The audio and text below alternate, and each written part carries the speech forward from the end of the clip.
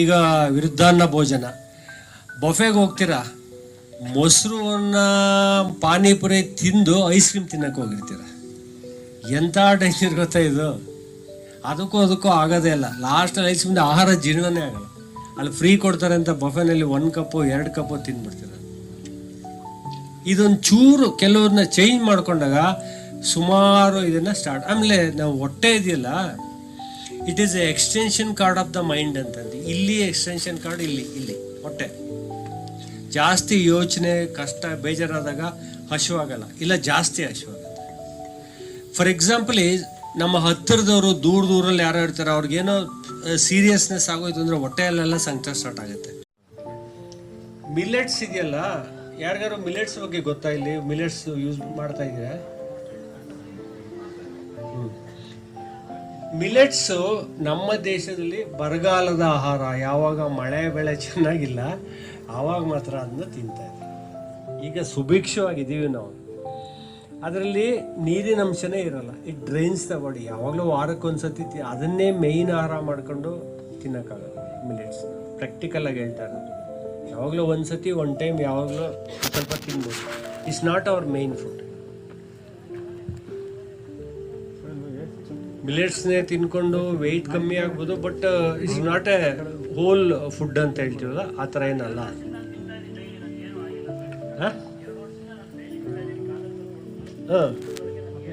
ಏನು ಆಗಿಲ್ಲ ಅಂದರೆ ಏನಾಗಬೇಕಾಗಿತ್ತು? ಟ್ರೈನಲ್ಲ ಒಬ್ಬ ಚೆನ್ನಾಗಿರೋ ವ್ಯಕ್ತಿಗೆ ಡೈಲಿ ಈಗ ನಮ್ಮನ್ನು ಬಂದು ಕೇಳ್ತಾರೆ, 3 ಹೊತ್ತು ಮಿಲೆಟ್ಸ್ ತಿಂದರೆ ಇನ್ನೂ ಬೇಗ ಸರಿ ಹೋಗ್ಬಿಡುತ್ತೆ ಅಂತ. ಏನು ಸರಿ ಹೋಗ್ಬಿಡುತ್ತೆ? ಆಗಲ್ಲ.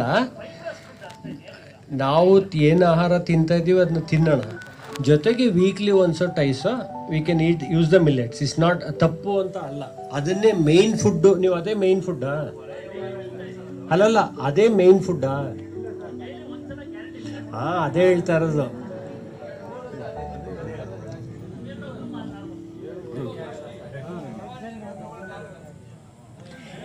ಅದು ಯಾರು ತಿಂತಾನೆ ಇರಲಿಲ್ಲ, ಬರಗಾಲದ ಬೆಳೆ ಅಂತಂತ ಯಾರು ತಿಂತಾ ಇರಲಿಲ್ಲ. ಈಗ ಅದಕ್ಕೆ ಅಡ್ವರ್ಟೈಸ್ಮೆಂಟ್ ಕೊಟ್ಟು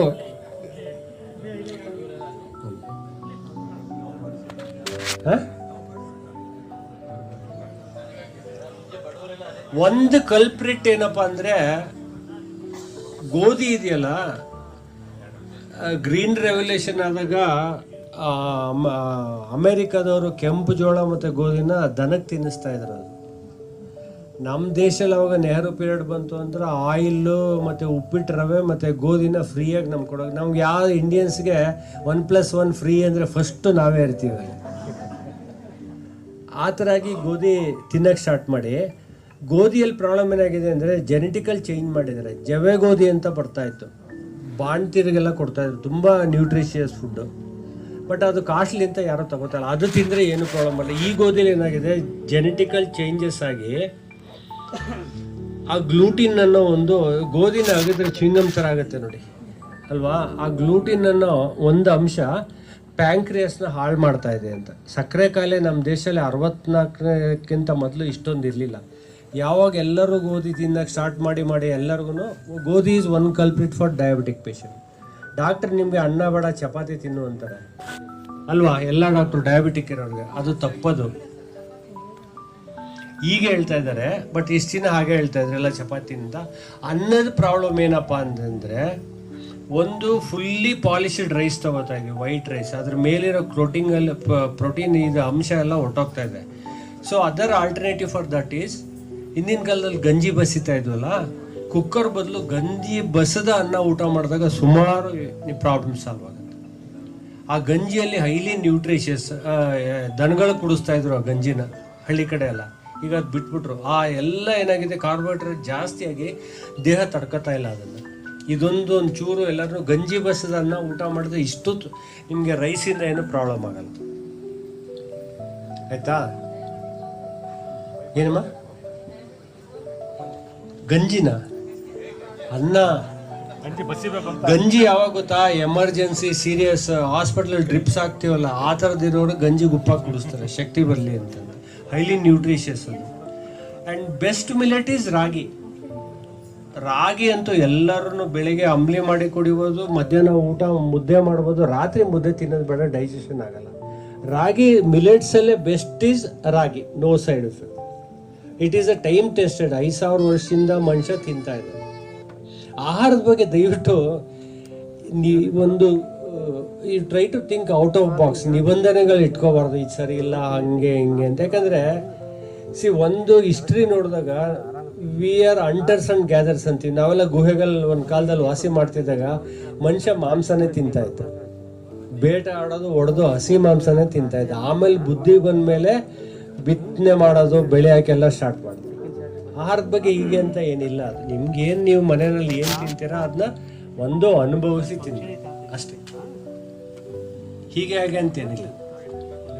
ಟೆನ್ಷನ್ ಅನ್ನೋದು ಹೇಳ್ತಿರಲ್ಲ, ಸ್ಟ್ರೆಸ್ ಅಂಡ್ ಟೆನ್ಷನ್ ಅಂತ.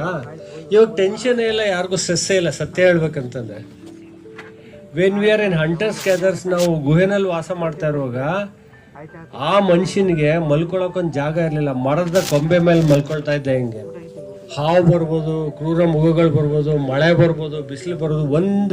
1 ಅವರ್ ನಿದ್ರೆ ಮಾಡೋಕ್ಕಾಗ್ತಾ ಇಲ್ಲ. ಅವ್ನು ಯಾವಾಗಲೂ ಅವಾಗ ಕಂಡುಬಿಟ್ಟು ಹಿಂಗೆ ನೋಡೋದು, ತಿರ್ಗಿ ಹಿಂಗೆ ತಗೊಂಡು ಮಲ್ಕೊಳ್ಳಿ, ನೆಮ್ಮದಿನೇ ಇರ್ತಿರ್ಲಿಲ್ಲ.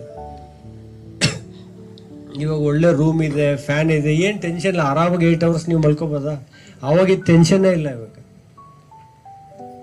ನಾವೆಲ್ಲ ಫಸ್ಟು ಆದಿಮಾನವ ಹೆಂಗಪ್ಪ ಅಂತಂದರೆ, ಒಂದು ಮಂಕಿ ಹೋಗಿ ಏನು ತಿನ್ನುತ್ತೆ ಅದು ತಿಂದ ಸಾಯ್ಲಿಲ್ಲ ಅಂದರೆ ಆ ಹಣ್ಣು ನಾವು ತಿನ್ನೋಕ್ಕೆ ಸ್ಟಾರ್ಟ್ ಮಾಡಿದ್ವಿ. ಈ ಥರ ನಾವು ಆಹಾರ ಕಲಿಯೋಕ್ಕೆ ಸ್ಟಾರ್ಟ್ ಆಗಿತ್ತು. ಇದು ಗೊತ್ತಿದೆಯಾ ನಿಮಗೆ? ಯಾವುದು ಪ್ರಾಣಿ ಪಕ್ಷಿ ಅದು ತಿನ್ನುತ್ತೆ, ಅದಕ್ಕೇನಕ್ಕೆ ಆಗಿಲ್ಲ ಅಂತಂದರೆ we started eating that food. This is how we learn the food habits. ಈಗ ಕಾಯಿಲೆಗಳಿಗೆ ಬರೋಣ. ಮಂಡಿ ನೋವು, ಸೊಂಟ ನೋವು, ಕುತ್ತಿಗೆ ನೋವು, ಇನ್ನೇನೇನು ನೋವಿದೆ?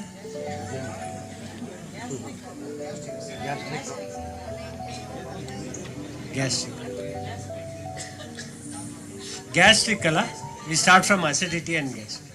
Acidity and gastric, acid creation ಇದೆಯಲ್ಲ, ಒಂದೇ ಒಂದು ರೀಸನ್ ಈಸ್ ಸ್ಟ್ರೆಸ್. ಒಂದು ಕಾರಣದಿಂದ ಆಂಗ್ಸೈಟಿ, ಸ್ಟ್ರೆಸ್ಸಿಂದ ಇಲ್ಲಿ ಹೈಡ್ರೋಕ್ಲೋರಿಕ್ ಆ್ಯಸಿಡ್ ಅನ್ನೋ ಒಂದು ಆಮ್ಲ ಇರುತ್ತೆ. ಅದು ಜಾಸ್ತಿ ತೀಕ್ಷ್ಣವಾದಾಗ ಅದು ಎಲ್ಲಿ ಜಾಸ್ತಿ ಹೊತ್ತು ನಿಂತ್ಕೊಳುತ್ತೆ ಆ ಜಾಗದಲ್ಲಿ ಸುಡೋಕ್ಕೆ ಸ್ಟಾರ್ಟ್ ಆಗುತ್ತೆ. ಅದನ್ನು ಅಲ್ಸರ್ ಅಂತಾರೆ. ಒಂದು ಕಾರಣ, reason is stress. Second is incompatibility ಅಂತೀವಿ. ಇನ್ಕಂಪ್ಯಾಟಬಿಲಿಟಿ ಅಂದರೆ, ಈಗ ವಿರುದ್ಧಾನ್ನ ಭೋಜನ, ಬಫೆಗೆ ಹೋಗ್ತೀರಾ, ಮೊಸರನ್ನ ಪಾನಿಪುರಿ ತಿಂದು ಐಸ್ ಕ್ರೀಮ್ ತಿನ್ನಕ್ಕೆ ಹೋಗಿರ್ತೀರ. ಎಂಥ ಡೇಂಜರ್ ಗೊತ್ತಾ ಇದು? ಅದಕ್ಕೂ ಆಗೋದೇ ಇಲ್ಲ. ಲಾಸ್ಟಲ್ಲಿ ಐಸ್ ಕ್ರೀಮ್ ಆಹಾರ ಜೀರ್ಣನೇ ಆಗಲ್ಲ. ಅಲ್ಲಿ ಫ್ರೀ ಕೊಡ್ತಾರೆ ಅಂತ ಬಫೆನಲ್ಲಿ 1 ಕಪ್ಪು 2 ಕಪ್ಪು ತಿಂದ್ಬಿಡ್ತೀರ. ಇದೊಂದು ಚೂರು ಕೆಲವ್ರನ್ನ ಚೇಂಜ್ ಮಾಡ್ಕೊಂಡಾಗ ಸುಮಾರು ಇದನ್ನು ಸ್ಟಾರ್ಟ್. ಆಮೇಲೆ ನಾವು ಹೊಟ್ಟೆ ಇದೆಯಲ್ಲ, it is A extension cord of the mind ಅಂತಂದು. ಇಲ್ಲಿ ಎಕ್ಸ್ಟೆನ್ಷನ್ ಕಾರ್ಡ್, ಇಲ್ಲಿ ಹೊಟ್ಟೆ. ಜಾಸ್ತಿ ಯೋಚನೆ, ಕಷ್ಟ, ಬೇಜಾರಾದಾಗ ಹಸಿವಾಗಲ್ಲ, ಇಲ್ಲ ಜಾಸ್ತಿ ಹಸಿವಾಗುತ್ತೆ. ಫಾರ್ ಎಕ್ಸಾಂಪಲ್, ನಮ್ಮ ಹತ್ತಿರದವರು ದೂರಲ್ಲಿ ಯಾರೋ ಇರ್ತಾರೆ, ಅವ್ರಿಗೇನೋ ಸೀರಿಯಸ್ನೆಸ್ ಆಗೋಯ್ತು ಅಂದರೆ ಹೊಟ್ಟೆಯಲ್ಲೆಲ್ಲ ಸಂಕಟ ಸ್ಟಾರ್ಟ್ ಆಗುತ್ತೆ. ಆಗುತ್ತಾ ಇಲ್ಲ?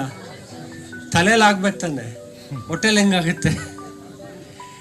It is an extension cord of the brain. ಅದಕ್ಕೆ ಪ್ರಕೃತಿ ಚಿಕಿತ್ಸೆಯಲ್ಲಿ ಮೇಯ್ನ್ ನಾವು ಬಂದ ಪೇಷಂಟ್ಸ್ಗೆಲ್ಲ ಇಲ್ಲಿಗೆ ಮಡ್ ಪ್ಯಾಕ್ ಅಂತ ಹಾಕ್ತೀವಿ. ಡಯಾಫಾಮ್ ಇಂದ ಲೋವರ್ ಅಬ್ಡಮನ್ ಅವ್ರಿಗೆ will put the mud pack. ಮನೇಲಿ ಮಾಡೋಕ್ಕಾಗಲ್ಲ ಅಂತ ಎಲ್ಲ ಬಂದವ್ರಿಗೆಲ್ಲ, ಮಧ್ಯಾಹ್ನನೋ ನೀವು ಯಾವಾಗ ಫ್ರೀ ಆಗಿರ್ತೀರೋ ಆವಾಗ ಊಟ ಮಾಡೋಕ್ಕೆ ಮೊದಲು, ಊಟ ಆದಮೇಲೂ ಸ್ವಲ್ಪ ಬಿಸಿಲಿರುವಾಗ ಡಯಾಫಾಮಿನಿಂದ ಕೆಳಗಡೆ ಹೊಟ್ಟೆವರೆಗೂ ಒಂದು ತಿಕ್ಕ ಕಾಟನ್ ಟವಲ್, ದಪ್ಪದು ಟರ್ಕಿ ಟವಲ್, ಕಾಟನ್ ಬಟ್ಟೆ ನೀರಲ್ಲಿ ಅಜ್ಜಿ ಇಲ್ಲಿ ಹಾಕ್ಕೊಂಡು ಅರ್ಧ ಗಂಟೆ ರಿಲ್ಯಾಕ್ಸ್ ಮಾಡ್ಕೊಳ್ಳಿ. Wet pack, abdomen pack, wet pack ಅಂತಂದು ಸುಮಾರು ಕಾಯಿಲೆಗೆ, ಎಕ್ಸ್ಪೆಷಲಿ ಲೇಡೀಸ್ ಕಾಯಿಲೆಗಳಿಗಿಂದ ಹಿಡಿದು ಜೆಂಟ್ಸ್ಗೆ ಆ್ಯಸಿಡಿಟಿ, ಗ್ಯಾಸ್ಟ್ರೈಟಿಸು, ಇಂಡೈಜೆಷನ್, ಕಾನ್ಸ್ಟಿಪೇಷನ್ ಎಲ್ಲದಕ್ಕೂ ತುಂಬ ಒಳ್ಳೆಯದು ವೆಟ್ ಪ್ಯಾಕ್. ಬರೀ ಏನಿಲ್ಲ, ಒಂದು ಟವಲ್ ನೀರು ತಣ್ಣೀರಿಗೆ ಹಾಕೋದು, ಅಲ್ಲಿ ಹಾಕೋಬೋದು. 30 ಮಿನಿಟ್ಸ್ ರಿಲ್ಯಾಕ್ಸ್ ಮಾಡ್ಕೋಬೇಕು. ಕೆಲವು ಸತಿ ಹೊಟ್ಟೆಯಲ್ಲಿ ಹೀಟ್ ಜಾಸ್ತಿ ಇದ್ದರೆ 15 ನಿಮಿಷಕ್ಕೇ ಆ ಟವಲ್ ಡ್ರೈ ಆದಂಗೆ ಆಗುತ್ತೆ. ಅವಾಗ ಇನ್ನೊಂದು ಸಲ ತಣ್ಣೀರಿಗೆ ಹಚ್ಬಿಟ್ಟು ಅಲ್ಲಿ ಹಾಕೊಳ್ಳೋದು. ವೆಟ್ ಪ್ಯಾಕ್ ಅಂತ ಪ್ರಕೃತಿ ಚಿಕಿತ್ಸೆಯಲ್ಲಿ ಮೇಯ್ನ್ ಇದು ವೆಟ್ ಪ್ಯಾಕ್ ಅಂತ, ವೆಟ್ ಟವಲ್ ಪ್ಯಾಕ್ ಅಂತ. ಅದೇ ಥರ ಆ ಒಂದು ಟವಲ್ಲು, ಒದ್ದೆಯ ಟವಲಿಂದ ಎಷ್ಟೆಲ್ಲ ಉಪಯೋಗ ಇದೆ ಅಂತಂದರೆ, ಸಡನ್ನಾಗಿ BP ಜಾಸ್ತಿ ಆಗೋಯ್ತು, ಈ ಕುತ್ತಿಗೆ ಹತ್ರ ಒದ್ದೆ ಬಟ್ಟೆ ಇಟ್ಕೊಂಡ್ರೆ ಕೆಲವು ಸತಿ ಜಾಸ್ತಿ BP ಇದ್ದರೆ ಒಂಚೂರು ಐಸ್ ಹಾಕ್ಬಿಟ್ಟು ಇಲ್ಲಿ ಕೊಡ್ತೀವಿ. ಇಲ್ಲಿ ಇಟ್ಟಿದ್ದ 15 ನಿಮಿಷಕ್ಕೆ your BP will become normal. You go to doctor, take medicine, that is different issue. ಮನೆಯಲ್ಲೇ ಹಂಗೆ ಮಾಡ್ಕೋಬೋದು. ಜಸ್ಟ್ ವೆಟ್ ಪ್ಯಾಕ್ ತಲೆನೋವು ವೆಟ್ ಪ್ಯಾಕ್ ಇಲ್ಲ. ಆ್ಯಕ್ಚುಲಿ ಮಡ್ ಪ್ಯಾಕ್ ಇಲ್ಲೊಂದು ಮಡ್ ಪ್ಯಾಕ್ ಹಾಕ್ತೀವಿ, ಇಲ್ಲೊಂದು ಮಡ್ ಪ್ಯಾಕ್ ಹಾಕಿ 1 hour ಸೌಂಡ್ ಸ್ಲೀಪ್ ಬಂದುಬಿಡ್ತದೆ, ಗೋರ್ಕೆ ಹೊಡೆಯೋಷ್ಟು ನಿದ್ರೆ ಮಣ್ಣಿಂದ ಹಾಕಿದರೆ. ಬಟ್ ಮನೆಯಲ್ಲಿ ಬರೀ ಒದ್ದೆ ಬಟ್ಟೆ ಇಟ್ಕೊಬೋದು, ಅದರಿಂದ ಏನು ತೊಂದರೆ ಇಲ್ಲ. ಆಮೇಲೆ ಯೋಗದವರು ಅಂತ ಅಂತೀರಿ, ಯೋಗದವ್ರಿಗೆ ಬಿ ಪಿಗೆ ಬೆಸ್ಟು ಯಾವುದಪ್ಪ ಅಂತಂದರೆ, ನೀವು ನಾಡಿ ಶೋಧನ ಪ್ರಾಣಾಯಾಮ ಮಾಡ್ತೀಯಲ್ಲ, ಅನಾಪಾನಸತಿ, ನಾಡಿ ಶೋಧನ ಪ್ರಾಣಾಯಾಮ ಇದೆಲ್ಲ ಮಾಡಿ if your B P is more, try to do only the ಚಂದ್ರಭೇದನ ಪ್ರಾಣಾಯಾಮ. 10-20 ಸತಿ ನಿಧಾನವಾಗಿ ಡೀಪ್ಲಿ ಅಬ್ಡಮನ್ವರೆಗೂ ಬರಬೇಕು. ಅದು ಸುಮ್ಮನೆ ಮೇಲ್ಮೇಲಾದ್ರೆ ಆಗಲ್ಲ. Deep breathing from the inhale then slowly exhale. B P ಮೇಲೆ ಸ್ಲೋ ಆಗಿ ಕಂಟ್ರೋಲ್ ಬರೋಕ್ಕೆ ಸ್ಟಾರ್ಟ್ ಆಗುತ್ತೆ. ಲೋ ಬಿ ಪಿ ಇರೋರಿಗೆ ಅದೇ ಥರ first you have to do the ನಾಡಿ ಶೋಧನ ಪ್ರಾಣಾಯಾಮ. 10 ಸೈಕಲ್. ಎಷ್ಟು ನಿಮಿಷ ಮಾಡಿಸ್ತೀರ ನೀವು ಯೋಗ ಕ್ಲಾಸಲ್ಲಿ?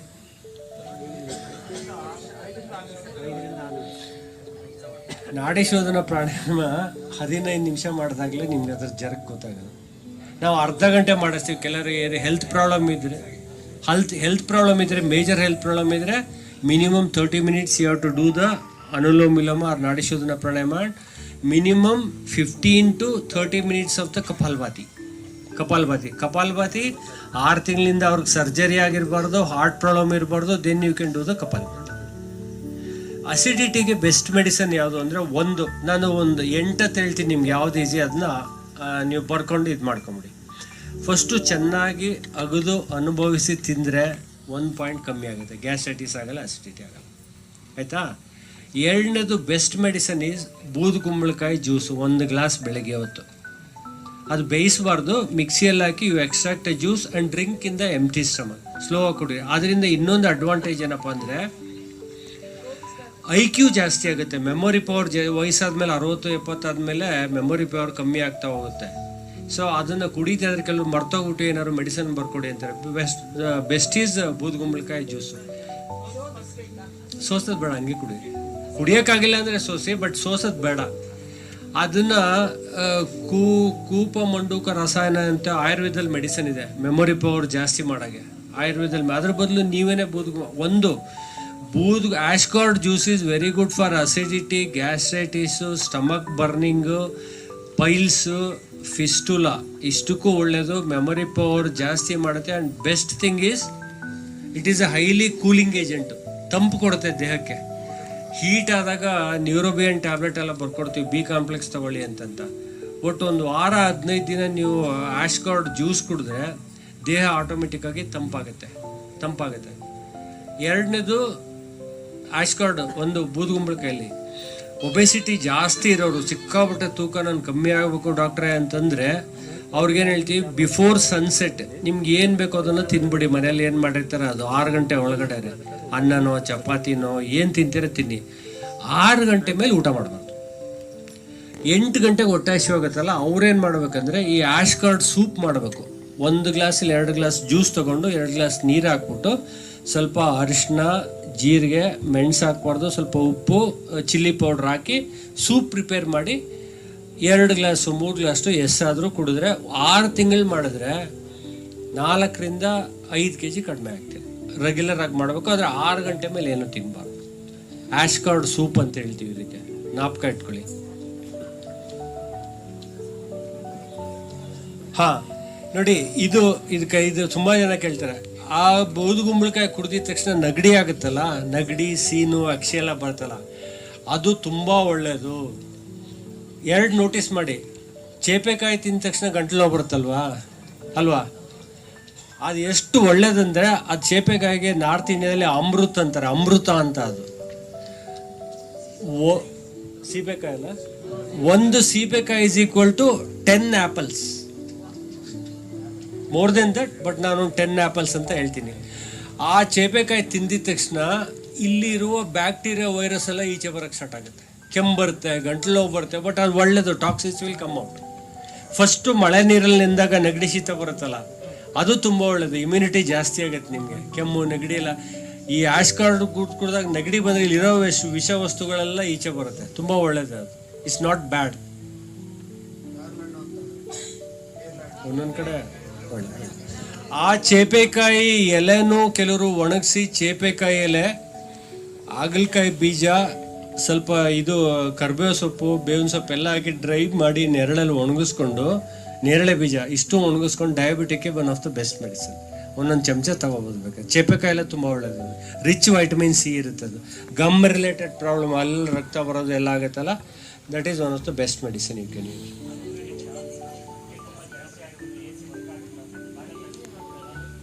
ತೆಗ್ಸಿ ಸರ್, ತೆಗಿಸ್ಬಿಡಿ.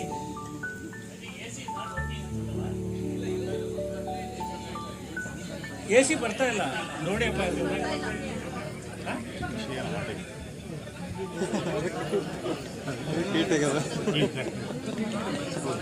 ಹಾಗಲಕಾಯಿ ಜ್ಯೂಸು ಜಾಸ್ತಿ ಕುಡಿಬಾರ್ದು, ಆಮ್ಲ.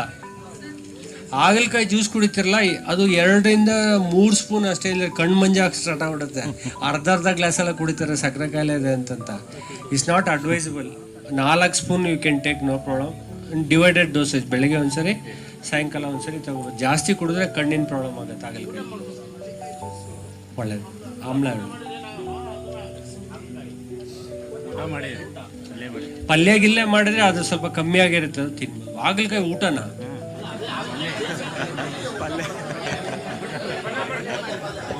Juice must be very care.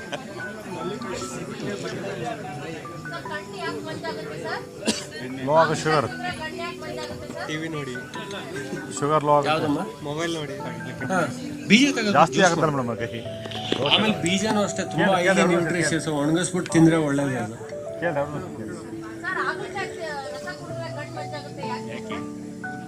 Full sugar 0 ಆಗಕ್ಕೆ ಸ್ಟಾರ್ಟ್ ಆಗುತ್ತೆ. ಆಮೇಲೆ ನರ್ವಸ್ ಮೇಲೆ ಪ್ರಾಬ್ಲಮ್ ಆಗುತ್ತೆ. ಎಲ್ಲದಕ್ಕೂ ಲಿಮಿಟೇಷನ್ ಜಾಸ್ತಿ. ಹಾಗಲಕಾಯಿ particularly you must be very careful. ಅದು ಓಕೆ. ಹಾಂ, ನಿಲ್ಲಿಸ್ಬಿಡೋಣವಾ? ನೀ ಪೆನ್ ಹೇಳಿ ಸರ್. ಮಂಡಿ ನೋವು ಯಾರಾದ್ರೂ ಒಬ್ರು ಬನ್ನಿ, ಇಲ್ಲಿ ಯಾರಾದ್ರೂ ಒಬ್ರು ಬನ್ನಿ. ಯಾರಿಗಿದೆ ಅವ್ರು ಬರ್ಬೇಕು ಸರ್.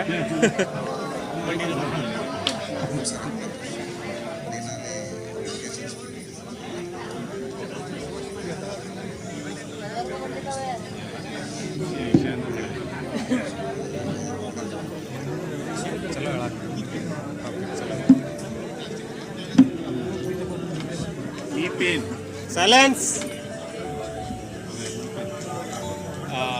ಬಂದಾರ್ರಿ.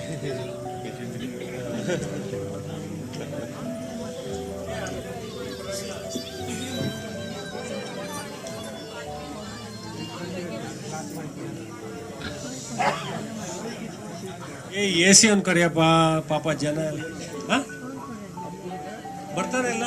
ಅಲ್ಲೇ ಇಲ್ಲ.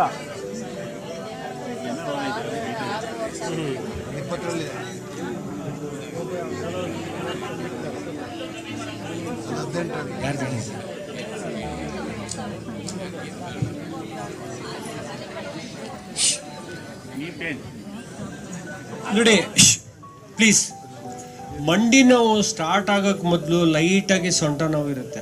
ಅದನ್ನು ಆ ಸ್ಟೇಜಲ್ಲಿ ಅರ್ಥ ಮಾಡಿಕೊಂಡ್ರೆ ಅದು ಇಲ್ಲಿಂದ ಇಲ್ಲಿಗೆ ಇಳಿಯಲ್ಲ. ಇದು ನಾವು ಪ್ರಾಕ್ಟಿಕಲ್ ಆಗಿ ಕಂಡ್ಕೊಂಡ್ರು. ನೆನ್ನೆ ಹೇಳ್ತಾ ಇದ್ದೆ, ಇಲ್ಲಿ ನಿಂತ್ಕೊಳ್ಳಿ ಸರ್, ಇಲ್ಲಿ ಹಿಂದೆ ತಿರುಗಿ, ಇಲ್ಲಿ 2 ಹಳ್ಳ ಬರುತ್ತೆ ಗೊತ್ತಾ, ಇಲ್ಲಿ ಡಿಂಪಲ್ ಅಂತೀವಲ್ಲ, ಇದು ಮನುಷ್ಯನ ದೇಹದಲ್ಲಿ ತಕ್ಕಡಿ ಇದ್ದಂಗೆ ಬ್ಯಾಲೆನ್ಸ್ ಮಾಡುತ್ತೆ. ಇದು ಈ ಥರ ಮಂಡಿ ನೋವು ಸೊಂಟ ಇರೋರಿಗೆ ಒಂದು ಕೆಳಗಡೆ ಇರುತ್ತೆ, ಒಂದು ಮೇಲಿರುತ್ತೆ. ಇದನ್ನ ಬಾಡಿ ಬ್ಯಾಲೆನ್ಸ್ ಅಂತ ಮಾಡ್ತೀವಿ ನಾವು. ಕೂಡಿಸ್ಬಿಟ್ಟು ಕಾಲು ಬೆರಳನ್ನ ಎಳಿತೀವಿ. ಒಂದು ಕಾರಣ ಅನ್ಟ್ರೀಟೆಡ್ ಲೋ ಬ್ಯಾಕ್ ಪೈನ್ ಒಂದು. ಎರಡನೇದೇನಾಗಿದೆ ಅಂದರೆ, ನಾವು ಏನು ಹಾರ್ಡ್ ವರ್ಕ್ ಮಾಡದೇ ಇರೋದ್ರಿಂದ ಥೈ ಮಸಲು, ಕಾಫ್ ಮಸಲು ವೀಕ್ ಆಗ್ತಾ ಇದೆ. ಈ ಥೈ ಮಸಲು, ಕಾಫ್ ಮಸಲ್ ವೀಕ್ ಆದಾಗ ಬಾಡಿ ಲೋಡ್ ಎಲ್ಲ ಈ ಜಾಯಿಂಟ್ ಮೇಲೆ ಬೀಳ್ತಾ ಇದೆ. ಇದು nothing but the ball bearing system. ಒಂದ್ಸತಿ 45-50 ವಯಸ್ಸಾದ್ಮೇಲೆ ಅಲ್ಲೊಂದು ಸೈನೋವಿಲ್ ಫ್ಲೂಯಿಡ್ ಅಂತ ಒಂದು ಗ್ರೀಸ್ ಥರ ಇರುತ್ತೆ, ಗ್ರೀಸು. ಅದು ಡ್ರೈ ಆಗ್ತಾ ಹೋಗುತ್ತೆ. ಅದಕ್ಕೆ ಸರಿಯಾಗಿ ಸೈನ್ಸಲ್ಲಿ ಯಾವ ಕಾರಣನೂ ಇಲ್ಲ, ಅವ್ರಿಗೂ ಗೊತ್ತಿಲ್ಲ ಏನಕ್ಕೆ ಅಂತ. ಬಟ್ ಸುಮ್ಮನೆ ಓದೋರಿಗೆಲ್ಲ it is osteoarthritis very common in India ಅಂತ ಹೇಳ್ತಾರದು. ಬಟ್ ಮೇನ್ ರೀಸನ್ ಈಸ್ ಈ ಮಸಲ್ಸ್ ವೀಕ್ ಆಗ್ತಾ ಇದೆ. ಈ ವೀಕ್ ಆಗ್ತದೆ. ಕಾಲಿಂದ ಜಾಸ್ತಿ ಏನು ಕೆಲಸ ಮಾಡ್ತಾ ಇಲ್ಲ, ಹಿಂದಿನ ಕಾಲದಲ್ಲಿ ಭಾರ ಹೊರ್ತಾ ಇದ್ವಿ, ಇದು ವೀಕ್ ಆಗ್ತಾ ಇದೆ. ಯಾರಿಗೆ ಆ ಪರ್ಟಿಕ್ಯುಲರ್ ಲಿಂಕ್ ವೀಕ್ತಾ ಇರ್ತದೆ ಅವ್ರಿಗೆ ಆ ಪೇಯ್ನ್ ಬರೋಕ್ಕೆ ಸ್ಟಾರ್ಟ್ ಆಗಿರ್ತದೆ. ಒಂದು. ಎರಡನೇದು, ನಾವು ಯಾರು ಕೆಳಗಡೆ ಕೂತ್ಕೊಳ್ಳೋದು ಅಭ್ಯಾಸ ಮಾಡ್ತಾ ಇಲ್ಲ. ಇವಾಗ ವೆಸ್ಟರ್ನ್ ಕಮೋಡ್ ಬಂದಿದೆ, ಊಟ ತಿಂಡಿ ಎಲ್ಲ ಇದ್ರ ಮೇಲೆ ಮಾಡ್ತಾ ಇದ್ವಿ. ಈ ನೀ ಜಾಯಿಂಟ್ ಇದೆಯಲ್ಲ, ಇದು ಫುಲ್ ಹಿಂಗೆ ಆಗಬೇಕು. ನೀವು ವಜ್ರಾಸನದಲ್ಲಿ ಕೂತ್ಕೊಂಡಾಗ ಪ್ರೆಸ್ ಆಗುತ್ತಲ್ಲ, ಆಗ ಕೂತಾಗ ಇವೆರಡು ಜಾಯಿಂಟು ದೂರ ಬರುತ್ತೆ, ಹೀಗೆ ಬರುತ್ತೆ. ಹೀಗೆ ಮಧ್ಯ ಆ ಮಂಡಿ ಚಿಪ್ನ ಪಟೇಲ ಅಂತೀವಿ, ಇದು ಬಾಲ್ ಬೇರಿಂಗ್ ಥರ ಕೆಲಸ ಮಾಡುತ್ತೆ. ಇವಾಗ ಏನಾಗಿದೆ, day by day it is coming down. ಅವಾಗ ಯಾವುದೋ ಒಂದು ಸ್ಟೇಜಲ್ಲಿ ನಿಮ್ಮ ಮಂಡಿ ನೋವು ಬರೋಕ್ಕೆ ಒಂದು 2 ವರ್ಷ ಮೊದಲೇ ಕಟ್ ಅಂತ ಸೌಂಡ್ ಸ್ಟಾರ್ಟ್ ಆಗುತ್ತೆ, ಫ್ರಿಕ್ಷನ್ ಸ್ಟಾರ್ಟ್ ಆಗುತ್ತೆ. ಮೆಟ್ಲು ಹತ್ತಿದಾಗ ಇಳಿದಾಗ ಒಂಚೂರು ಸೌಂಡ್ ನಾವು ನೆಗ್ಲೆಕ್ಟ್ ಮಾಡಿಬಿಡ್ತೀವಿ, ಏನಾಗಿಲ್ಲ ಅಂತ. ಆವಾಗಲೇ ಅದು ಸವಿಯಕ್ಕೆ ಸ್ಟಾರ್ಟ್ ಆಗಿರುತ್ತೆ. ವೇರ್ ಆ್ಯಂಡ್ ಟೇರ್ ಅಂತಂತೀವಿ. ಆ ಸೌಂಡ್ ಬಂದಾಗಲೇ ಒಂಚೂರು ಏನಾದರೂ ಎನಿ ಆಯಿಲ್ ನಿಮ್ಮ ಮನೇಲಿ ಏನಿರುತ್ತೆ ಆಯಿಲ್ ಒಂಚೂರು, ಈಗ ಬಾಗಿಲು ಸೌಂಡ್ ಬಂದರೆ ಏನು ಮಾಡ್ತೀರಿ, ಒಂಚೂರು ಎಣ್ಣೆ ಹಾಕ್ತೀವಿ ಕೀಲ್ಗೆಲ್ಲ. ಅದೇ ಥರ ಅಲ್ಲಿಗೆ ಒಂಚೂರು ಎಣ್ಣೆ ಹಾಕ್ತಾ ಬಂದರೆ ಆ ವೇರ್ ಆ್ಯಂಡ್ ಟೇರ್ ಆಗಲ್ಲ. ಅರ್ಥ ಆಗ್ತಾ ಇದೆಯಾ? Friction is the main this thing. And ಕೆಲವು ಸತಿ obesity is one of the cos, and deficiency of calcium. And ಯಾರಿಗೆಲ್ಲ ಮಂಡಿ ನೋವು ಸೊಂಟ ನೋವು ರೆಗ್ಯುಲರ್ ಆಗಿರುತ್ತೆ, ಇಟ್ ಈಸ್ ಕಾಲ್ಡ್ ವಾತ ಡಿಸಾರ್ಡರ್ಸ್ ಅಂತ. ವಾತ ಪ್ರಕೃತಿ ಪ್ರಾಬ್ಲಮ್ ಆಗಿರೋದ್ರಿಂದನೇ ನಿಮಗೆ ಮಂಡಿ ನೋವು, ಸೊಂಟ ನೋವು, ಅಲ್ಲಿ ನೋವು, ಇಲ್ಲಿ ಶಿಫ್ಟಿಂಗ್ ಪೇಯ್ನ್ ಅಂತೀವಿ. ಒಂದಿನ ಇಲ್ಲಿ ಪೇಯ್ನ್ ಬಂತು ಡಾಕ್ಟ್ರ್ ಅಂತಾರೆ, ಇನ್ನೊಂದಿನ ಇಲ್ಲಿ ಬಂತು ಅಂದರೆ ಏನು ಮಾಡ್ಬೇಕು? ಅದಕ್ಕೆ ಫಸ್ಟು ನನ್ನ ಬಾಡಿ ಕಾನ್ಸ್ಟಿಟ್ಯೂಷನ್ ಏನು ಅಂತ ತಿಳ್ಕೊಬೇಕು. ಈಗ ವಾತ ಪ್ರಾಬ್ಲಮ್, ಈ ಮಂಡಿ ನೋವು, ಸೊಂಟ ನೋವು, calf muscle pain, ankle pain ಇರೋರೆಲ್ಲ ವಾತ ಫುಡ್ಸು, ಆಲೂಗೆಡ್ಡೆ, ಮೊಟ್ಟೆ, ಹುಣಸೆಹಣ್ಣು, ಮೊಸರು, ಇದನ್ನು ಒಂದು 6 ತಿಂಗಳು ನಿಲ್ಲಿಸಿ ನೋಡಿ, ಸ್ಲೋ ಆಗಿ ಪೇಯ್ನ್ ಇರುತ್ತೆ, ಕಮ್ಮಿ ಆಗ್ತಾ ಬರುತ್ತೆ. ಇವೆಲ್ಲ ವಾತ ಪ್ರಾಡಕ್ಟ್. ಮೊಟ್ಟೆ, ಆಲೂಗೆಡ್ಡೆ, ಬದನೆಕಾಯಿ ಇಲ್ಲ, ಬದನೆಕಾಯಿ ಬದನೆಕಾಯಿ ಬರೀ ಸ್ಕಿನ್ ಡಿಸೀಸ್ಗೆ ಲೆಡ್ ಕಂಟೆಂಟ್ ಇರುತ್ತೆ. ಬೇರೆಯವರೆಲ್ಲ ತಿನ್ಬೋದು ಈ ಸವು. ಅಂದರೆ ಬದನೆಕಾಯಿ ದಿನ ತಿಂದರೆ ಚೆನ್ನಾಗಿ ಬೈಯೋದು ಕಲ್ತ್ಕೊತೀರ ಅಷ್ಟೇ. ಏನಮ್ಮ? ವಾತ ಸ್ವಲ್ಪ ಅಗತ್ಯ ತಿನ್ಬೇಕಷ್ಟೆ, ಪೇಸ್ಟ್ ಥರ. ಯಾಕೆ ಒಂದು ಇದು ಬೇಕ್ರಿ ಫುಡ್ಡು ತಿನ್ಬೇಡ ಅಂತ ಹೇಳ್ತೀವಿ ಅಂದರೆ, ಆ ಫೈನ್ ಪ್ರೊಸೆಸ್ಡ್ ಫುಡ್ ಇರುತ್ತಲ್ಲ, ಅದು ಫೆವಿಕಾಲ್ ಥರ ಕರಳಿಗೆಲ್ಲ ಅಂಟ್ಕೊಂಡ್ಬಿಡುತ್ತೆ. ನೀವು ಟಾಯ್ಲೆಟ್ಗೆ ಹೋದಾಗ ಅದು ಈಚೆನೇ ಬರೋಲ್ಲ, ಫೆವಿಕಾಲ್ ಥರ. ಬ್ರೆಡ್ಡು, ಮೈದಾ ಪ್ರಾಡಕ್ಟ್ಸು, ಕೇಕು, ಕ್ರೀಮ್ ಇದೆಲ್ಲ it will stick to your intestine.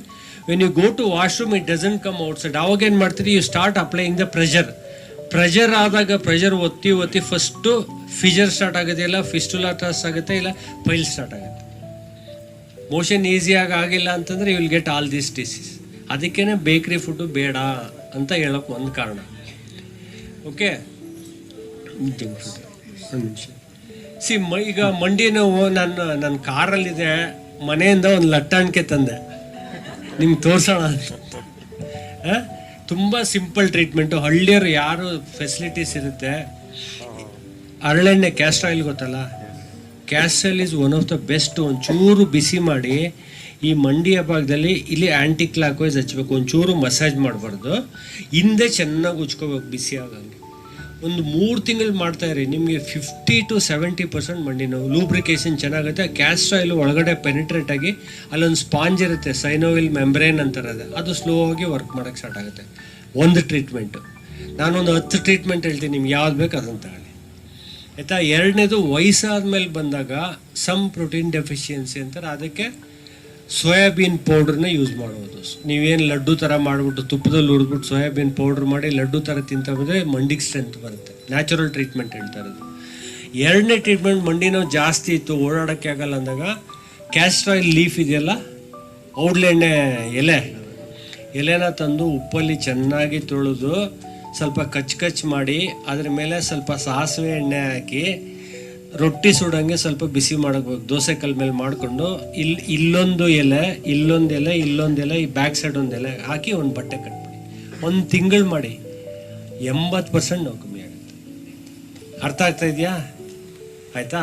ಇನ್ನು ಮಧ್ಯಾಹ್ನ ಮನೇಲಿರುವಾಗಲೇ ಏನು ಮಾಡ್ಬೋದು ಅಂದರೆ, ಪ್ರಕೃತಿ ಚಿಕಿತ್ಸೆ. ಹಾಸ್ಪಿಟ್ಲಲ್ಲಾದರೆ ಮಣ್ಣು ಹಾಕ್ತೀವಿ, ಇಲ್ಲಿ ಮಣ್ಣು ಹಾಕೋಕ್ಕಾಗಲ್ಲ. ಮನೇಲಿ ಏನು ಮಾಡ್ಬೋದು ಅಂದರೆ, ಒಂದು ಚಿಕ್ಕದು towel, any cotton cloth you take, any cotton, ಬೇರೆ ಆಗಲ್ಲ, ಫೋಲ್ಡ್ ಮಾಡಿ ಅದನ್ನ ವೆಟ್ ಮಾಡ್ಕೋಬೇಕು, ಒದ್ದೆ ಮಾಡಿ ಇಲ್ಲಿ ರ್ಯಾಪ್ ಮಾಡಬೇಕು, ಸುತ್ತಬೇಕು. ಇಲ್ಲಿ ಫುಲ್ಲು ಬಿಸಿಲಿರುವಾಗ ಮಾಡಬೇಕು. ಸುತ್ತಬಿಟ್ಟು ಅದ್ರ ಮೇಲೆ ಉಲ್ಲನ್ ಮಫ್ಲರ್ ಸುತ್ತಬೇಕು. ಹಾಟ್ ಆ್ಯಂಡ್ ಕೋಲ್ಡ್ ಅಂತ ಅಂತೀವಲ್ಲ ಆ ಥರ ಬಾಡಿ ದೇಹ ಬಿಸಿಯಾಗಿರುತ್ತೆ, ಅದ್ರ ಮೇಲೆ ಒದ್ದೆ ಬಟ್ಟೆ ಹಾಕ್ತೀವಿ, ಅದ್ರ ಮೇಲೆ ಥರ್ಮೋಡೈನಮಿಕ್ ಆಕ್ಟಿವಿಟಿ ಅಂತಾರೆ ಇದಕ್ಕೆ. ಇದು ಈಚೆ ಬಿಸಿ ಇರುತ್ತೆ ಉಲ್ಲನ್ ಮಫ್ಲರು, ಒಳಗಡೆ ಕೋಲ್ಡ್ ಇರುತ್ತೆ, ದೇಹ ಬಿಸಿ ಇರುತ್ತೆ, ಅದು ಒಳಗಡೆ ಸ್ಟಿಮ್ಯುಲೇಟ್ ಮಾಡುತ್ತೆ. ಇದು ಪ್ರಕೃತಿ ಚಿಕಿತ್ಸೆ. ಒದ್ದೆ ಬಟ್ಟೆ ಮೇಲೆ ಉಲ್ಲನ್ ಮಫ್ಲರ್ ಇದು ಈ ನೇಚರ್ ಕ್ಯೂರ್ ಸೆಂಟ್ರಲ್ಲೆಲ್ಲ ನೀ ಪ್ಯಾಕ್ ಅಂತಾನೆ ಸಿಗುತ್ತೆ, ಒಂದು 50 ರೂಪಾಯಿ 60 ರೂಪಾಯಿ ಕೊಟ್ಟರೆ ಸಿಗುತ್ತೆ, ಅದನ್ನ ಮಾಡ್ಬೋದು. ನೀ ಪ್ಯಾಕ್ ಅಂತ ಅದಲ್ಲ, ಇದು ಬರುತ್ತಲ್ಲ ಒದ್ದೆ ಬಟ್ಟೆ, ಅಲ್ಲ ಮೆಡಿಕಲ್ ಶಾಪಲ್ಲಿ ಸಿಗೋದಲ್ಲ, ಬರೀ ಬಟ್ಟೆ ಇದು. ನಿಮ್ಮ ಮನೇಲಿ ಏನು ಉಲ್ಲನ್ ಮಫ್ಲರ್ ಉಲ್ಲನ್ ಶಾಲೆ ಏನು ಅದೇ ಸಾಕು, ಅದೇನು ದುಡ್ಡು ಕೊಟ್ಟು ತಗೊಳ್ಳೋ ಅವಶ್ಯ. ಇವ್ರು ಕೊಡೋ ನೀ ಕ್ಯಾಪೇ ಬೇರೆ, ಅದು ಫುಲ್ ಡಿಪೆಂಡ್ ಆಗ್ಬಿಡ್ತೀರ. ಅದು ಅಭ್ಯಾಸ ಮಾಡ್ಕೊಂಡ್ಬಿಟ್ರೆ ಅದು ಇಲ್ಲದೆ ನಡೆಯೋಕ್ಕೆ ಆಗಲ್ಲ. 2 ಆಪ್ಷನ್, ಸಪೋರ್ಟ್ಗಳು. ಓಕೆ, 3ನೇದು ginger paste is a very good medicine for that. Ginger paste ಮಾಡಿ ಸ್ವಲ್ಪ ಅರಿಶಿನ ಹಾಕಿ ಇಲ್ಲಿ ಲೇಪ ಮಾಡಬೇಕು. ಸ್ಲೋ ಇಷ್ಟರಲ್ಲಿ ನಿಮ್ಗೆ ಯಾವ್ದು ಅನುಕೂಲ ಆಗುತ್ತೆ ಅದನ್ನು. ಇವೆಲ್ಲ normal natural painkiller. Castor oil, coconut oil ಬರೀ ಸ್ಕಿನ್ಗೆಲ್ಲ ಒಳ್ಳೇದು, ಇದಕ್ಕೆ ಇದಾಗಲ್ಲ. Castor oil or mustard oil, this you can use. Walking ಅಂತ ಪಾರ್ಕಲ್ಲಿ ಇಯರ್ಫೋನ್ ಹಾಕೊಂಡು 1 ಗಂಟೆ ನಡೆದ್ರೆ ಮಂಡಿ ನೋವು 100% ಫ್ರೀ. ಎಲ್ಲ 20 ನಿಮಿಷ 30 ನಿಮಿಷ ಸಾಕು. ಹಿಂದಿನ ಕಾಲದಲ್ಲಿ ವಾಕಿಂಗ್ ಅನ್ನೋ ಕಾನ್ಸೆಪ್ಟ್ ಎಲ್ಲ ಗಾಳಿ ಸೇವನೆ ಅಂತ ಒಂದಷ್ಟು ದೂರ ನಡ್ಕೊಂಬರೋರು. ಈಗೆಲ್ಲ ಇಯರ್ಫೋನ್ ಹಾಕೊಂಡು ಪಾರ್ಕಲ್ಲಿ ನಡೆದು 6 ತಿಂಗಳಾದ್ಮೇಲೆ ಯಾಕೋ ಮಂಡಿ ನೋವು ಸರ್ ಅಂತ ಬರ್ತಾರೆ. 100% any swelling. Turmeric is anti-inflammatory, ginger is anti-inflammatory, garlic is anti-inflammatory. garlic is BP ಇರೋರಿಗೆ, ಶುಗರ್ ಇರೋರಿಗೆಲ್ಲ ರಾತ್ರಿ ಊಟದ ಟೈಮಲ್ಲಿ ಒಂದೇ ಒಂದು ಗಾರ್ಲಿಕ್ ಕ್ಲೋ ಒಂದ್ಸತಿ ಅಗಿಬೇಕು, ಅಗದ್ರ ಜೊತೆಗೆ ಈ ಸಲೈವ ಅದಕ್ಕೆ ಸೇರಬೇಕು, ಆಮೇಲೆ ನುಂಗಬೇಕು. ಹಲ್ಲಿನ ಮೇಲೆ ಜಾಸ್ತಿ ಇಟ್ಕೊಂಡ್ರೆ ಎನಾಮಲ್ ಹಾಳಾಗ್ಬಿಡುತ್ತೆ, ಅದಕ್ಕೆ ಒಂದ್ಸತಿ ಕಚ್ಚಿ ನುಂಗಬೇಕು. ಇದು is very good for BP patients also, diabetic patients also. ಆಮೇಲೆ ಆರ್ಥ್ರೈಟಿಸ್, ಜಾಯಿಂಟ್ ಪೈನ್ ಇರುತ್ತಲ್ಲ, ದಿನ 1 ಗಾರ್ಲಿಕ್ ರಾತ್ರಿ ಹೊತ್ತು ತಿನ್ನೋದ್ರಿಂದ ತುಂಬ ಕಾಯಿಲೆಗೆ ಒಳ್ಳೇದು. ಸೈಡ್ ಬೆಳಿಗ್ಗೆ ಸ್ಮೆಲ್ ಬರುತ್ತೆ ಅಂತ ಅಷ್ಟೇ, ಬೇರೆ no other reason for that. ಕ್ಲೋ ಫುಲ್ ತಿನ್ಬಿಟ್ರೆ ಆಮೇಲೆ ನನ್ನ ಮೇಲೆ ಕಂಪ್ಲೇಂಟ್ ಮಾಡ್ಬಿಡ್ತಾರೆ. ಒಂದು those are having piles, they should be cautious. Piles ಇರೋರು ಸ್ವಲ್ಪ ಅವಾಯ್ಡ್ ಮಾಡಿದ್ರೆ ಒಳ್ಳೇದು. ಆಯ್ತು,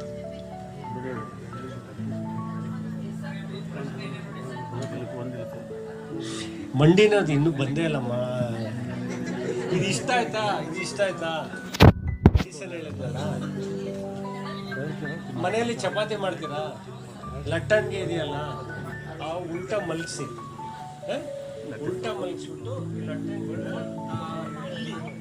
ಬ್ಯಾಕ್ ಸೈಡ್ ಇದೆಯಲ್ಲಮ್ಮ, ಇಲ್ಲಿ ಬ್ಯಾಕ್ ಸೈಡ್ ಅದು, ಇಲ್ಲಿ ತೆಗೀರಿ, ಸ್ವಲ್ಪ ನಿಂತ್ಕೊಳ್ಳಿ.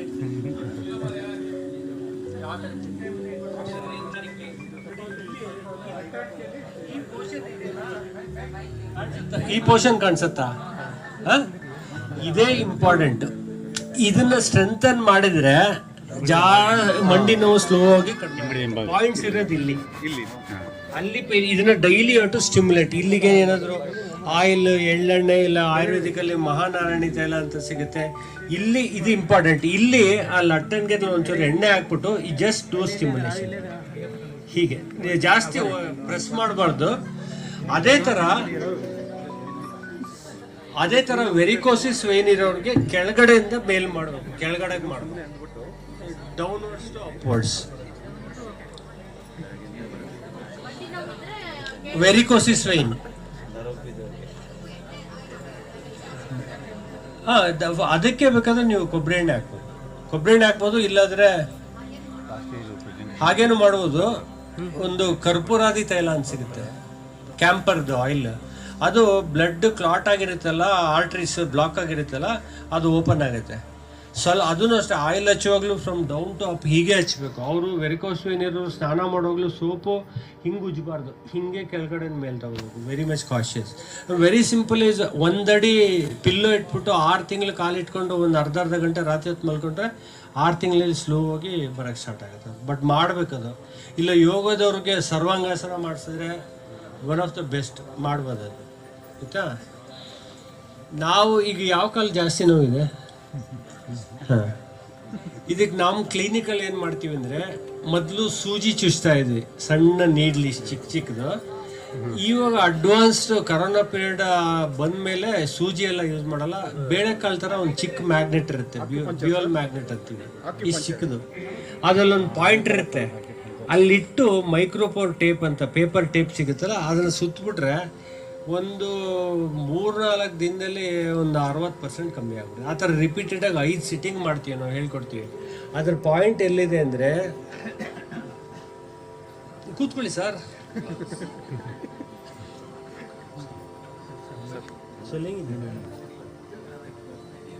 ಸರ್ ಕೂತ್ಕೊಳ್ಳಿ ನೋಡಕ್ಕೆ.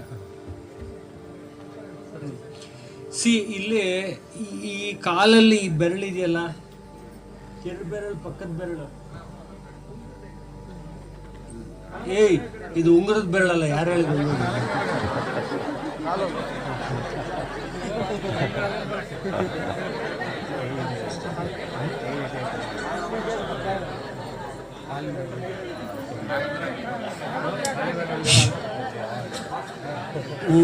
ಕಾಲು ಉಂಗುರದ ಬೆರಳಿದೆಯಲ್ಲ ನೋಡಿ, ಇಲ್ಲಿಂದ ಒಂದು ಮೆರಿಡಿಯನ್ ಸ್ಟಾರ್ಟ್ ಆಗುತ್ತೆ. ಇಲ್ಲಿಂದ ಬಂದು ಯೂಟ್ರಸ್ ಜಾಯ್ನ್ ಆಗತ್ತದು, ಡಿಂಬನಾಳ ಅಂತಂತೀವಿ ಅದಕ್ಕೆ. ಯೂಟ್ರಸ್ ಫೆಲಪಿಯನ್ ಟ್ಯೂಬ್ ಅಂತೀವಲ್ಲ, ಅದಕ್ಕೆ ಮದುವೆ ಟೈಮಲ್ಲಿ ಬೆಳ್ಳಿ ಎಲ್ಲ ಚಿನ್ನದ್ದು ಕಾಲು ಉಂಗುರ ಹಾಕಿದಾಗ ಇಲ್ಲಿ ಸ್ವಿಚ್ನ ಆನ್ ಮಾಡ್ತೀವಿ. ಇಲ್ಲಿ ಆನ್ ಮಾಡಿದ ತಕ್ಷಣ it is arrange a bed to future coming baby. ತೊಟ್ಲು ಈ ಜೋಲಿ ಇರುತ್ತಲ್ಲ, ಅದು ಕ್ಲೋಸ್ ಆಗಿರುತ್ತೆ.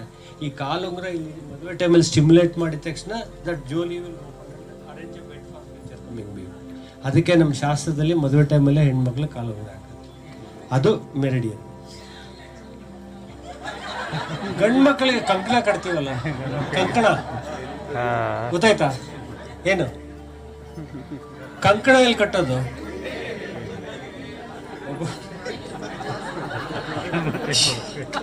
ನೋಡಿ, ಇದ್ರದ್ದು ಮಂಡಿ ನೋವು ಪಾಯಿಂಟ್ ಬಂದು ನಾನು ತೋರಿಸ್ಕೊಡ್ತೀನಿ, ಬಟ್ ನೀವೆಲ್ಲ ಪ್ರೆಸ್ ಮಾಡಬೇಡಿ ದಯವಿಟ್ಟು, ತುಂಬ ನೋವಾಗುತ್ತೆ. ನಾನು ಸುಮ್ಮನೆ ತೋರಿಸ್ತಾ ಇದ್ದೀನಿ. ಅದ್ರ ಪಾಯಿಂಟ್ ಬಂದು ಇಲ್ಲಿರುತ್ತೆ, ಇಲ್ಲಿ ಈ ಬೆರಳಿದೆಯಲ್ಲ, ಇಲ್ಲಿ ಇಲ್ಲಿರುತ್ತೆ, ಇಲ್ಲಿ ಇಲ್ಲಿ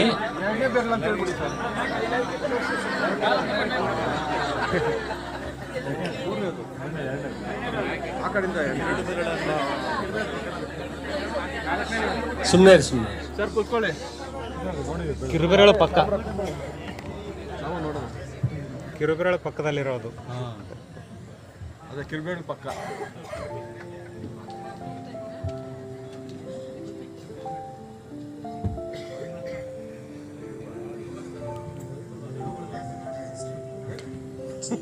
ಒತ್ತುಗಡೆ ತುಂಬ ನೋವಿರುತ್ತೆ ಇಲ್ಲಿ. ನಾನು ಸುಮ್ಮನೆ ಟಚ್ ಮಾಡಿದ್ದೀನಿ, ಪ್ರೆಸ್ ಮಾಡಿಲ್ಲ. ತುಂಬ ಪೇನ್ ಇರುತ್ತೆ ಇಲ್ಲಿ ಜಾಸ್ತಿ ಇರುತ್ತೆ. ಇಲ್ಲಿ ಸಾಕು, ದುಃಖ ಪಡ್ತಾ ಇದ್ದಾರೆ. ಡೈಲಿ ಇಷ್ಟೆಲ್ಲ ಮಾಡಬೇಡಿ. ನೀವು ಮನೆಯಲ್ಲಿ ಕಾಲ್ ಮೇಲೆ ಕಾಲು ಹಾಕೊಂಡು ಕೂತ್ಕೊಂಡು ಟಿವಿ ನೋಡುವಾಗ ಆ ಬೆರಳು ತೋರಿಸೋದಲ್ಲ, just you do it left side and right side, clockwise anticlockwise. So ಅವಾಗ ಇಲ್ಲಿ ಸ್ಟ್ರೆಂತ್ ಜಾಸ್ತಿ ಆಗುತ್ತೆ. ಇದು ಅಕ್ಯುಪ್ರೆಷರ್. ಬೇರೆ ಎಲ್ಲ ಇದು ಮಾಡ್ತಾರೆ. ಮಂಡಿ ನೋವಲ್ಲಿ ಬ್ಯಾಕ್ ಸೈಡ್ ಇದು ತೋರಿಸಿದ್ಮೇಲೆ ಪ್ರೊಜೆಕ್ಷನ್ ಇದೆ ಇಂಪಾರ್ಟೆಂಟ್. ಇಲ್ಲಿ ಪ್ರೆಸ್ ಮಾಡ್ತೀವಿ, ಆಮೇಲೆ ಇಲ್ಲೊಂದು ಕಡೆ ಪ್ರೆಸ್ ಮಾಡ್ತೀವಿ, ಇಲ್ಲಿ ಪ್ರೆಸ್ ಮಾಡ್ತೀವಿ, ಇಲ್ಲಿ ಪ್ರೆಸ್ ಮಾಡ್ತೀವಿ. ಅದು ಜೊತೆಗೆ ಅದು ಮಾಡಬೇಕು, ಇಲ್ದಾರ ಅದು ಒಂದೇ ಆಗಲ್ಲ ಕೆಲಸ ಮಾಡೋದು. ಸೊ ಅರ್ಥ ಆಯ್ತಾ? ಮಂಡಿ ನೋವಿಗೆ ಏನಾದರೂ ಡೌಟ್ ಇದೆಯಾ? ನೆಕ್ಸ್ಟ್ ಏನಕ್ಕೆ ಹೋಗೋಣ?